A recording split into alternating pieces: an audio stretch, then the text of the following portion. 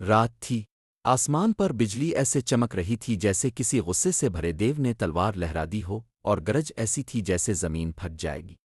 اسی ہنگامے میں آسمان سے ایک ننھا سا پرندہ ٹوٹے ہوئے پر کے ساتھ نیچے گرا، اور سیدھا ایک تھکے ہارے مسافر کی گود میں آ گرا جو ایک قدیم برگد کے درخت کے نیچے سمٹا بیٹھا تھا۔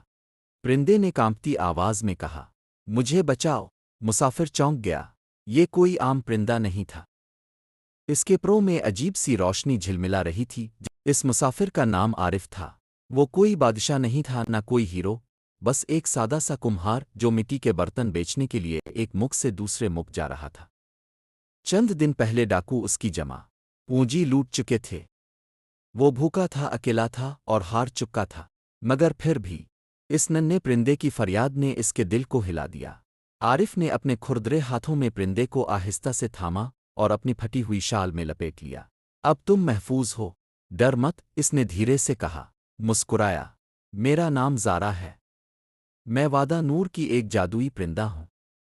شکاریوں نے مجھے قید کیا تھا، مگر تمہاری مہربانی نے مجھے آزاد کر دیا۔ اس کے بدلے میں تمہیں 3 نعمتیں دوں گی، لیکن صرف تب جب تم آزمائشوں میں بھی اپنے دل کو صاف رکھو گے۔ عارف ہنسا، مگر آنکھوں میں آنسو تھے۔ مجھے نعمتیں نہیں چاہییں، بس کھانا اور گھر واپس جانے کا راستہ چاہیے۔ زارا نے اس کے ایک مٹی کے برتن کو چونچ ماری، اور اچانک اس میں خوشبودار گرم چاول بھر گئے جو کبھی ختم نہیں ہوتے تھے۔ عارف نے پیٹ بھر کر کھایا۔ طاقت واپس آ گئی، مگر قسمت نے ابھی امتحان لینے تھے۔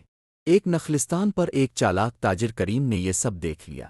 وہ چیخا، یہ جادوئی برتن میرا ہے، تم نے چرایا ہے۔ اس کے محافظ آگے بڑھے۔ عارف کا دل دھڑک اٹھا، مگر اس نے لڑنے کے بجائے کہا، بھائی اگر تم بھوکے ہو تو میرے ساتھ کھانا بانٹ لو۔ کریم نے چاول چکھے اور شرمندہ ہو گیا۔ میں لالچی تھا، اس نے کہا، یہ اونٹ تمہارا ہوا۔ اگلے شہر میں عارف کی ملاقات لیلا سے ہوئی، ایک غریب پھول فروش۔ اس کی بیٹی بیمار تھی، دوا کے پیسے نہیں تھے۔ سودے بازی کے بجائے اپنا کھانا سب میں بانٹ دیا۔ لوگ حیران رہ گئے۔ وہ اسے سخی مسافر کہنے لگے۔ اسی رات خواب میں زارا آئی۔ تم نے دوسرا تحفہ حاصل کر لیا، ایک سنہری دھاگا جو نیکی سے باندھنے پر سکے بن جاتا تھا۔ پھر آیا سب سے سخت امتحان۔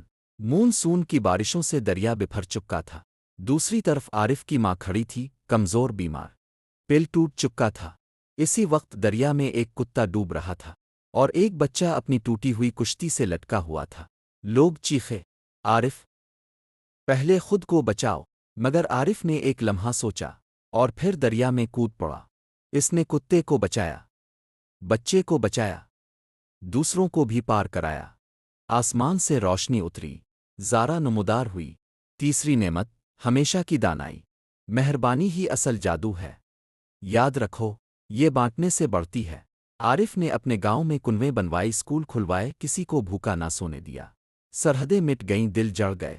کیا پتہ ایک چھوٹی سی مہربانی کسی کی پوری زندگی بدل دے۔